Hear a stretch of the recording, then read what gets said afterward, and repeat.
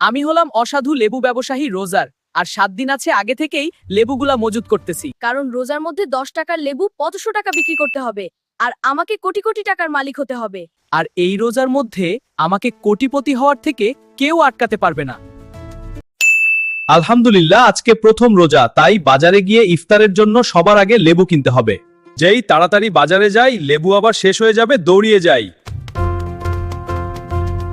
যে দৌড়িয়ে যাচ্ছি, পকেটে মাত্র 100 টাকা আছে, অনেক ভালো লেবু কিনে নিয়ে আসবো। আজকে ব্যবসায় অনেক লাভ করতে হবে। 10 টাকার লেবু 500 টাকা পিস বিক্রি করতে হবে। প্রথম রোজা, আজকে 5 লাখ টাকার লেবু বিক্রি করতে হবে। এসো সবাই, 5 লাখ টাকা কিনবে।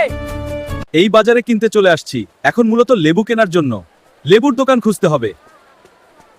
ভাই, লেবু কত করে বিক্রি করতেছেন? 1000 টাকা একটা। এত দাম সত্যি? হ্যাঁ ভাই, একদম তাজা।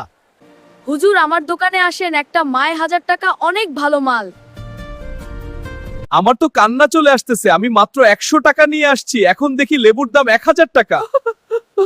এইসব আবেগ থেকে লাভ হবে না হুজুর, আপনাদের লেবু খেতে হবে না, বুঝলেন হুজুর? আপনাদের মতো গরিব মানুষের খাওয়ার জন্য লেবু নয়, তাড়াতাড়ি দৌড়িয়ে পালান, বুঝলেন? আপনাদের মতো অসাধু ব্যবসায়ীর বিচার একদিন আল্লাহই করবে, বুঝলেন? শুধু সময়ের অপেক্ষা। হে আল্লাহ, আমার পেটে এটা কি সমস্যা হলো? সারাক্ষণ শুধু পেটে ব্যথা করে। আপনার তো কিডনিতে সমস্যা হয়েছে, অপারেশন করতে 20 লাখ টাকা লাগবে। আল্লাহ, আমি আর মানুষকে ঠকাবো না। মানুষকে ঠকালে নিজেকেও ঠকতে হয়। আসলেই মানুষকে ঠকালে নিজেকেই ঠকতে হয়। আর এরকম ভালো ভালো ভিডিও পেতে আমাদের চ্যানেলটি এখনই সাবস্ক্রাইব করুন।